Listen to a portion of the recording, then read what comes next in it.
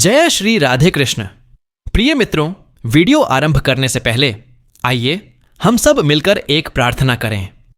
हे कृपालु कृष्ण, जो भी भक्त आज इस अमृतमयी वाणी को सुन रहा है, उसके जीवन में आपकी कृपा सदैव बनी रहे। उसके सारे कष्ट, दुख और भ्रम आपके चरणों में समर्पित होकर समाप्त हो जाएं। मित्रों, इस अद्भुत वाणी को सुनने से पहले अपने हृदय में उमड़ती भक्ति और प्रेम को नीचे कमेंट में जय श्री राधे कृष्ण लिखकर व्यक्त करें। आपकी यह छोटी सी भक्ति हमारे इस आध्यात्मिक सफर को और भी पवित्र और प्रभावशाली बना देगी। साथ ही यदि आप हमारे चैनल मोहन मुरली धूनन पर नए हैं तो कृपया सब्सक्राइब करें और घंटी का बटन अवश्य दबाएं ताकि हमारी हर अगली भक्ति यात्रा आप तक सबसे पहले पहुंचे। तो चलिए अब बिना किसी और विलंब के इस दिव्य यात्रा की ओर बढ़ते हैं, जहां शब्द नहीं केवल भाव बोलते हैं और जहां हर वाक्य में बसते हैं स्वयं श्री कृष्ण। जय श्री राधे कृष्णा। अगर आपका अपना है या कोई आपसे बड़ा है तो उसका अपने प्रति गलत व्यवहार कभी भी सहन नहीं करना चाहिए। यह गीता का उपदेश हमारी जिंदगी से भी जुड़ा है।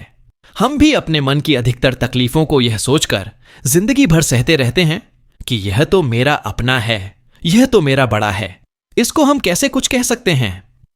हम अगर नहीं सहेंगे, कुछ कह देंगे तो हमारे रिश्ते ही खराब हो जाएंगे, हमारे रिश्ते ही समाप्त हो जाएंगे। पर सोचने की बात यह है कि उस व्यक्ति को आप अपना कैसे मान सकते हैं जो आपकी तकलीफों की वजह हो। अपना तो वह होता है जो हमारी तकलीफों को दूर कर दे। तो गीता का यह उपदेश है कि किसी को भी अपना फायदा मत उठाने दो, किसी को भी खुद पर जुल्म मत करने दो, क्योंकि आप जितना सही लोग आपको उतना सहने के लिए और मजबूर करेंगे। गीता का पहला अध्याय जिसका नाम अर्जुन विषाद योग और दूसरा अध्याय जिसका नाम सांख्य योग है, उसके आरंभ में अर्जुन ने श्री कृष्ण के आगे अपना दुख प्रकट किया है कि हे केशव, मैं कौरवों से कैसे युद्ध कर सकता हूं, यह सब तो मेरे अपने ही हैं। मैं कैसे भीष्म पितामह और द्रोणाचार्य से युद्ध करूंगा, क्योंकि वो दोनों मेरे पूजनीय हैं। इसलिए इन गुरुजनों को मारने से तो अच्छा है मैं भिक्षा के अन्न को खाकर अपने जीवन का गुजारा करूं। और जिन कौरवों से मैं युद्ध करने जा रहा हूं वह सब धृतराष्ट्र के पुत्र मेरे भाई ही हैं, मेरे अपने ही हैं। इन सबको मारने से अच्छा है कि मैं सन्यासी बन जाऊं। तो श्री कृष्ण ने अर्जुन से कहा कि यहां कौन अपना है और कौन पराया है। जो अधर्म करता है उसके साथ युद्ध करना तुझे मोक्ष और मुक्ति देगा। तू अपने इस मन के मोह को त्याग दे, नहीं तो सारा जग तेरी निंदा ही करेगा, तुझे डरपोक कहेगा। बात अपने पराये की नहीं है, बात धर्म और अधर्म की है, बात सही और गलत की है। अगर तू गलत को सहेगा, उसका अंत नहीं करेगा, तो गलत करने वाले को और बल मिलेगा, वो और भी गलत करेगा। इसीलिए मन के मोह को त्याग करके तू युद्ध कर। महाभारत की एक और कहानी भी है। जब अर्जुन के पुत्र अभिमन्यु की युद्ध में मृत्यु हो जाती है तब अर्जुन बहुत दुखी होता है, रोने लगता है। वह श्री कृष्ण से कहने लगा कि मेरा पुत्र अभिमन्यु मर गया है, मैं यह दुख बिल्कुल भी सहन नहीं कर सकता, मैं भी अपने आप को समाप्त कर लूंगा। फिर भगवान श्री कृष्ण उसे आत्माओं के लोक में लेकर गए, जहां अभिमन्यु आनंद से बैठा हुआ था, क्योंकि उसने क्षत्रियोचित व्यवहार किया, इसलिए उसे उत्तम पद की प्राप्ति हुई। जब अर्जुन अभिमन्यु के पास रोते रोते पहुंचा, अपने पुत्र को देखकर अर्जुन बहुत प्रसन्न हुआ। उसे गले से लगाकर कहने लगा कि हे पुत्र, तेरे बिना तो मैं जी ही नहीं सकता, मैंने तो अपने जीवन की आशा का ही त्याग कर दिया है। तो अभिमन्यु कहने लगा कि आप कौन हैं? अर्जुन बोला, मैं तेरा पिता हूं, तू मेरा पुत्र है अभिमन्यु। तो अभिमन्यु कहने लगा कि कौन पिता कौन पुत्र, मेरे हजारों जन्म हुए हैं। किसी जन्म में आप मेरे पिता बनते हैं और किसी जन्म में मैं आपका पिता बनता हूं। आत्मा का ना कोई माता होता है ना कोई पिता होता है। जब अर्जुन ने देखा कि मेरा पुत्र मुझे पहचान भी नहीं रहा तो उसका सारा मोह खत्म हो गया। इसीलिए गीता के इस उपदेश को ठीक से समझ लो कि यहां कोई अपना पराया नहीं है। जो बुरे वक्त में, तकलीफ के वक्त में हमारा साथ दे, सिर्फ वही हमारा अपना है, बाकी सब पराए हैं। गीता का दूसरा उपदेश यह है कि जो चला गया है कभी उसका दुख मत करो और जो आने वाला है उसकी बिल्कुल भी चिंता मत करो। जब महाभारत का युद्ध चल रहा था तब अर्जुन ने श्री कृष्ण से कहा कि अगर यह युद्ध हुआ तो करोड़ों लोग मारे जाएंगे। जो सैनिक और योद्धा इस युद्ध में मारे जाएंगे उनकी स्त्रियों का क्या होगा, समाज कैसे आगे बढ़ेगा, और भी बहुत सी बातें अर्जुन ने विस्तार से कही हैं। तो भगवान श्री कृष्ण ने कहा, अशोच्यानन्व शोचस्त्वम प्रज्ञावादांश भाष्य से गतासून गतासूंश्च नानुशोचंती पंडिता। श्री कृष्ण बोले, हे अर्जुन, तू बड़ी बड़ी ज्ञानियों जैसी बातें करता है, लेकिन जो सच में ज्ञानी होता है, वो जो लोग मर चुके हैं, जा चुके हैं या एक दिन जाने वाले हैं, उनकी चिंता नहीं करता है, उनका दुख नहीं करता है। तेरे हाथ में कुछ भी नहीं है, तू चाहकर भी कुछ कंट्रोल नहीं कर सकता। जीवन और मरण, यह तो प्रकृति की नियति है। इसीलिए जो ज्ञानी होता है वह किसी के मरने पर भी रोता नहीं है।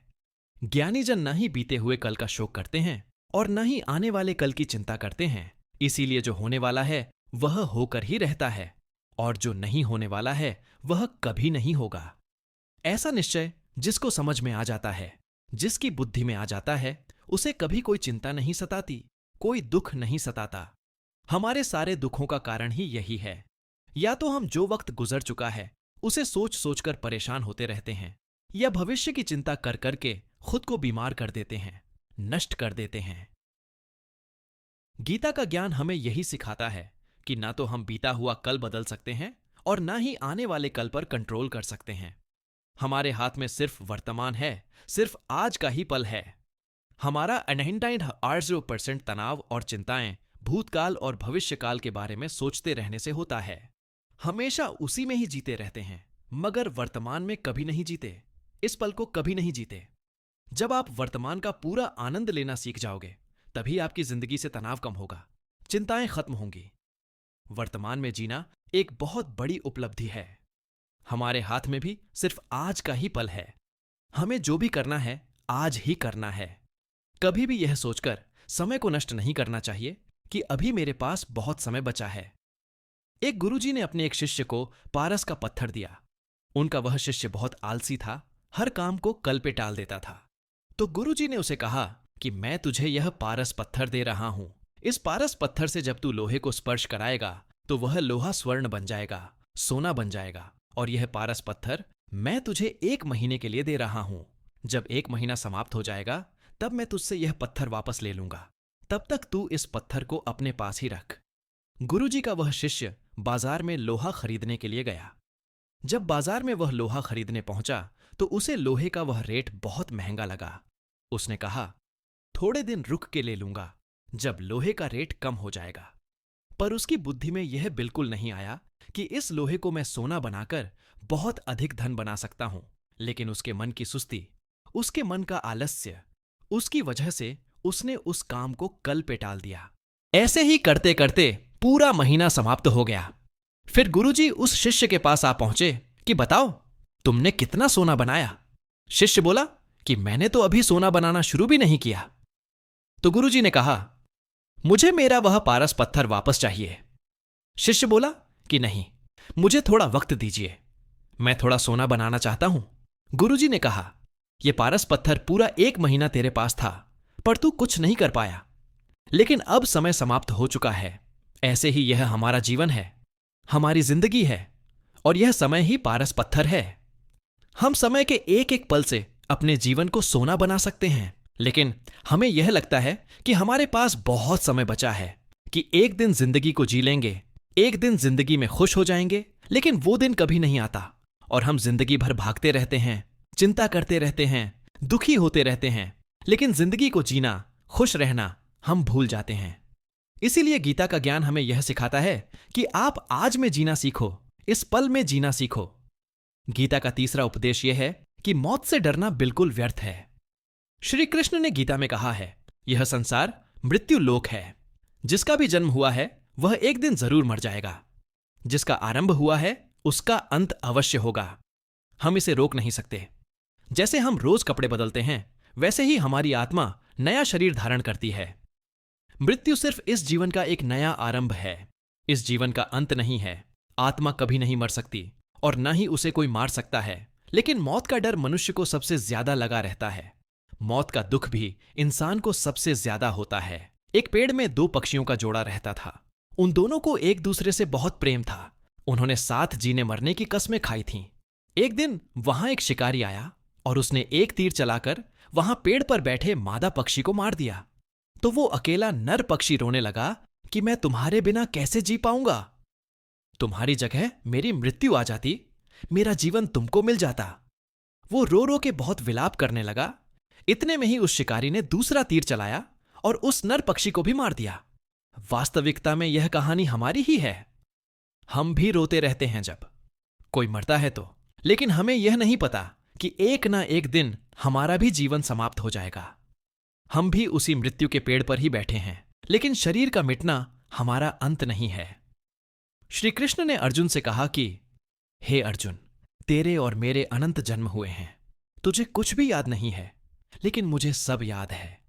जो व्यक्ति इस सत्य को समझ ले कि मैं यहां इस संसार में कुछ समय के लिए आया हूं, उसकी जिंदगी के सारे झगड़े, सारे दुख, सारी चिंताएं ही समाप्त हो जाएंगी। जब इस संसार से जाना ही है तो दुख किस बात का। पहले के जमाने में साधु महात्मा लोग पैदल यात्रा करते थे। यात्रा करते करते वह एक नगर में पहुंचे।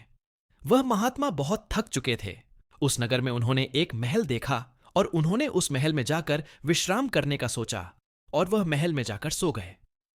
जब उस महल में वहां का राजा पहुंचा तो अपने पलंग पर उस महात्मा को सोता देखकर बहुत हैरान हो गया। राजा उस महात्मा से पूछने लगा कि तुम मेरे महल में कैसे घुस आए और मेरे बिस्तर पर सो रहे हो। महात्मा कहने लगा, यह तुम्हारा महल है, मुझे तो लगा यह धर्मशाला है। तो राजा ने कहा, आपको मेरा महल धर्मशाला कैसे लगा? तो महात्मा ने राजा से प्रश्न किया कि तुमसे पहले इस महल में कौन रहता था? तो वह राजा बोला कि मुझसे पहले मेरे पिता यहां पर रहते थे और उससे पहले मेरे दादाजी यहां पर रहते थे। तो महात्मा ने फिर प्रश्न किया कि क्या तुम इस महल में हमेशा रहोगे या तुम्हारे बाद कोई और रहेगा? तो राजा कहने लगा कि मेरे बाद मेरा पुत्र इस महल में रहेगा। तो महात्मा राजा से कहने लगे कि जिस जगह पर रहने वाले बार बार बदल जाते हों, उसे घर कैसे कह सकते हो? वह तो धर्मशाला ही है। इसीलिए तेरे महल को धर्मशाला समझकर मैं इसमें रात बिताने के लिए आ गया।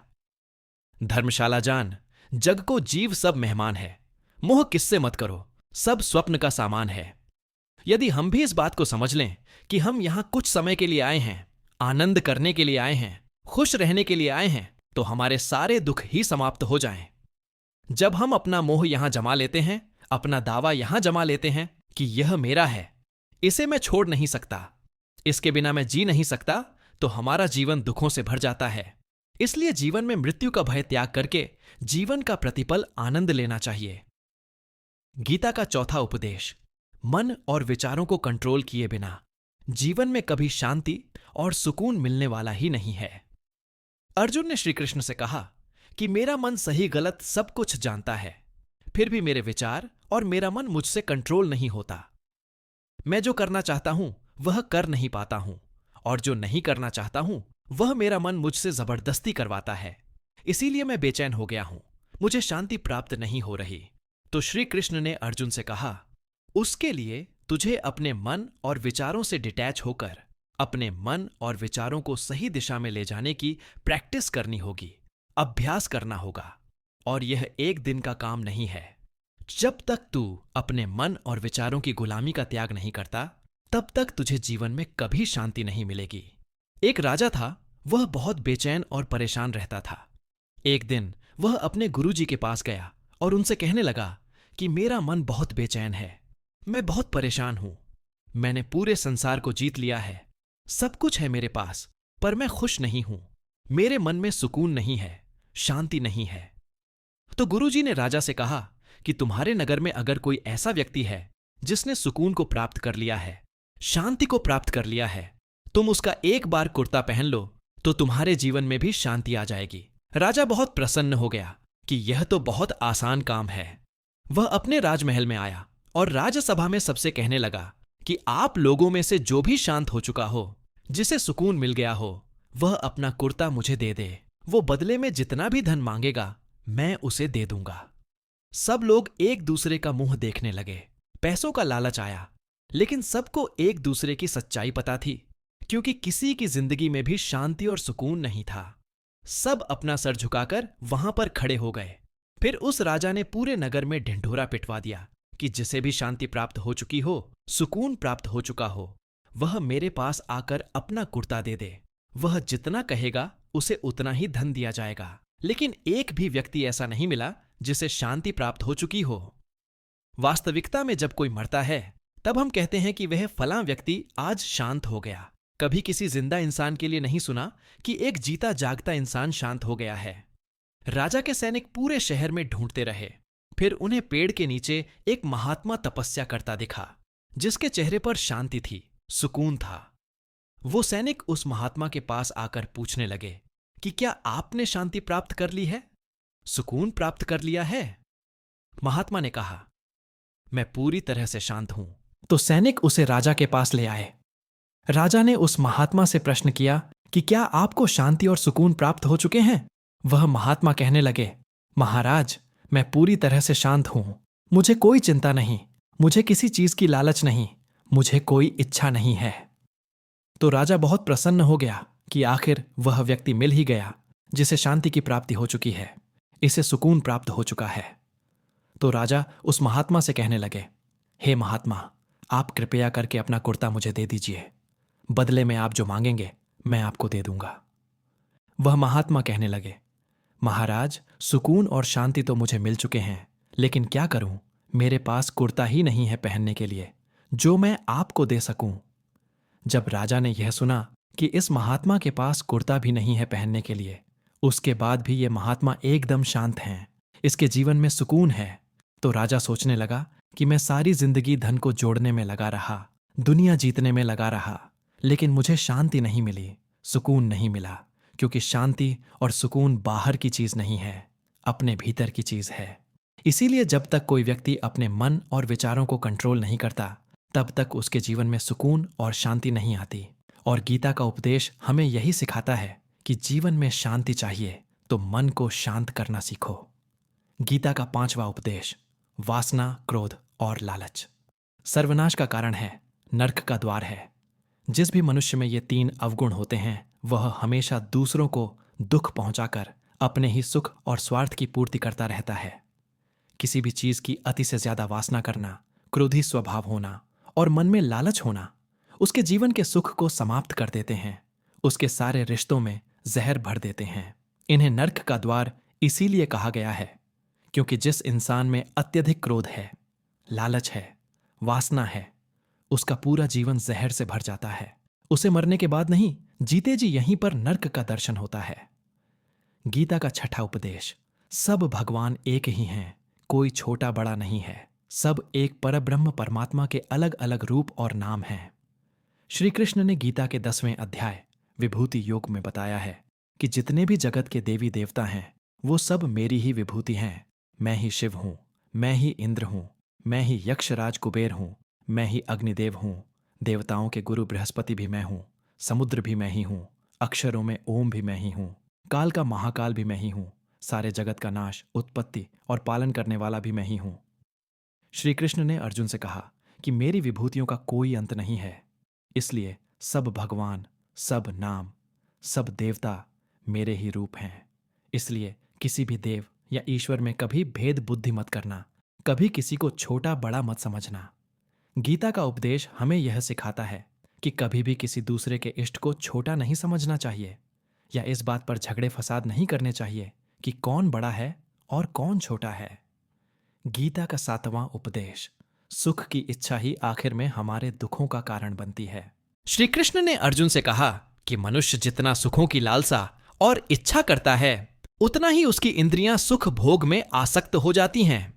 उतना ही इंसान का मन संसार के सुख और आकर्षण का गुलाम बन जाता है, और जितना सुख के पीछे भागेगा उतना ही उसे दुख के अनुभव से भी गुजरना पड़ेगा, क्योंकि यह संसार का नियम ही है। जो चीजें शुरू में मन को बहुत आकर्षित करती हैं, बाद में बहुत दुख देती हैं, और जो चीजें शुरू में मुश्किल लगती हैं, कठिन लगती हैं, बाद में हमें बहुत काम आती हैं। गीता का 8वां उपदेश, जो भी मनुष्य दुनिया के सारे सहारे छोड़कर सिर्फ भगवान को ही अपना सहारा मान लेता है, उसकी हर जरूरत वह ईश्वर पूरी करता है।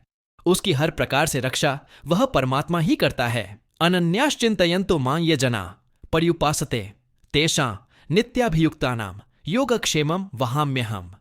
जो भी व्यक्ति मुझे ही अपना सहारा मानता है, उसका योगक्षेम मैं वहन करता हूं। योग का अर्थ है जो चीज नहीं मिली है उसकी प्राप्ति कराना, और क्षेम का अर्थ है जो चीज जीवन में मिली हुई है उसकी रक्षा करना। तो श्री कृष्ण कहते हैं कि जो मुझ पर डिपेंड हो जाते हैं उनको जो चाहिए वो मैं जरूर देता हूं, और उनकी हर प्रकार से रक्षा भी मैं करता हूं। गीता का नवाम उपदेश। इस संसार में हमारा कुछ भी नहीं है। गीता सार में आपने कई बार सुना होगा, तुम्हारा क्या गया जो तुम रोते हो, तुम क्या लाए थे जो तुमने खो दिया, तुमने क्या पैदा किया जो नष्ट हो गया, तुमने जो लिया यहीं से लिया, जो कुछ भी दिया यहीं पर दिया। जो आज तुम्हारा है कल किसी और का होगा, क्योंकि परिवर्तन इस संसार का नियम है। कल तक जिसके बिना आप जी नहीं सकते थे, आज उनसे कोई रिश्ता ही नहीं है, बातचीत तक नहीं है। कहां गए वे जीवन भर के सारे रिश्ते, वे सारे मित्र जो साथ जीने मरने की बातें करते थे? आज पता भी नहीं कि वे लोग कहां चले गए। यह संसार परिवर्तनशील है, सब लोग यहां बदल जाते हैं, हर रिश्ता बदल जाता है, और तो और यह हमारा शरीर भी हर दिन बदल रहा है। बचपन से जवानी, जवानी से बुढ़ापा, और एक दिन यह शरीर हमारा साथ छोड़ देता है। तो किसके लिए रोना और किसकी चिंता करना? हम सारी जिंदगी चीजों को, रिश्तों को, जिंदगी को बनाने में, सजाने में, संवारने में लगे रहते हैं, लेकिन एक दिन सब कुछ बिखर जाता है। सारी जिंदगी जिस संपत्ति, जिन रिश्तों के लिए हम लड़ते रहते हैं, एक दिन सब कुछ छोड़कर हमें इस दुनिया से जाना पड़ता है। गीता का 10वां उपदेश। किसी से भी हद से ज्यादा मोह कभी मत करना। श्री कृष्ण ने गीता का पूरा ज्ञान ही अर्जुन के मोह को नष्ट करने के लिए कहा है। यह मोह ही है जो इंसान को सबसे ज्यादा रुलाता है। यह इतना बलवान है कि शेर जैसे इंसान को भी गीदड़ बना देता है। अर्जुन युद्ध में देवताओं से भी जीत गया, पर अपने रिश्तेदारों को युद्ध में देखकर उसका हाथ कांपने लगा। वह बोला, हे केशव, मेरे हाथ में धनुष पकड़ने की ताकत भी नहीं बची है, मेरे हाथ कांप रहे हैं, मैं युद्ध नहीं कर पाऊंगा। यह मोह इतना पीड़ादायक होता है कि इसकी पीड़ा न सह पाने के कारण कई लोग अपनी जिंदगी खत्म कर देते हैं, आत्महत्या तक कर लेते हैं कि उस व्यक्ति के बिना हम जी नहीं पाएंगे। जीवन में किसी से भी हद से ज्यादा मोह करोगे तो जीवन भर पीड़ा का ही सामना करना पड़ेगा। जो व्यक्ति अपने मोह से बाहर नहीं आता, उसका सब कुछ उससे छिन जाता है, उसकी सारी खुशी खत्म हो जाती है। इसीलिए गीता का ज्ञान बार बार यही सिखाता है कि अपने मन के मोह को त्याग करके आप बलवान बनो, बुद्धिमान बनो, सत्य के दर्शन करो कि वास्तविकता क्या है। क्योंकि हमारा मोह हमें हमेशा झूठ ही दिखाता है, झूठ पर ही विश्वास दिलाता है और दिल में झूठी उम्मीदें जगाता है, और यही हमारे दुखों का सबसे बड़ा कारण है। हम ही मोह कर लेते हैं, हम ही लोगों से उम्मीदें लगा बैठते हैं, पर वास्तविकता बिल्कुल अलग होती है। लोग वैसे नहीं होते जैसे हम मान लेते हैं, जैसा हम समझ लेते हैं। क्योंकि मोह के कारण हमें सच्चाई नहीं दिख पाती, लोगों का असली चेहरा नहीं दिख पाता। इसीलिए गीता का उपदेश हमें यह सिखाता है कि जीवन में अगर आनंद और प्रसन्नता से रहना है तो किसी में भी हद से ज्यादा मोह कभी मत करना। गीता का 11वां उपदेश। इस दुनिया में अगर आए हो तो दुख तो मिलेगा ही मिलेगा, दुख से कभी घबराना मत, दुख से कभी डरना मत। श्री कृष्ण ने गीता में कहा है कि यह संसार दुह कालयम अशाश्वतम है, अर्थात यह संसार दुखों का घर है। जैसे औषधालय में औषधि मिलती है, पुस्तकालय में पुस्तकें मिलती हैं, चिकित्सालय में चिकित्सा होती है, वैसे ही इस संसार को श्री कृष्ण ने एक नाम दिया है, दुह खालय, जहां पर दुख मिलता हो। दुख तो यहां हर किसी के जीवन में आता ही है, लेकिन अगर दुख आया है तो सुख भी आएगा। इसीलिए दुख से कभी डरना नहीं चाहिए, क्योंकि यह संसार दुह खालय भी है और अशाश्वतम भी है। अशाश्वतम का मतलब यही होता है कि यहां स्थायी कुछ भी नहीं है, यहां सब कुछ बदल जाता है, दुख सुख में बदल जाता है और सुख दुख में बदल जाता है, सम्मान अपमान में और अपमान सम्मान में बदल जाता है, खुशी दर्द में और दर्द खुशी में बदल जाती है, जीत हार में और हार जीत में बदल जाती है। यहां कभी भी कुछ भी बदल सकता है, कुछ भी स्थायी नहीं है।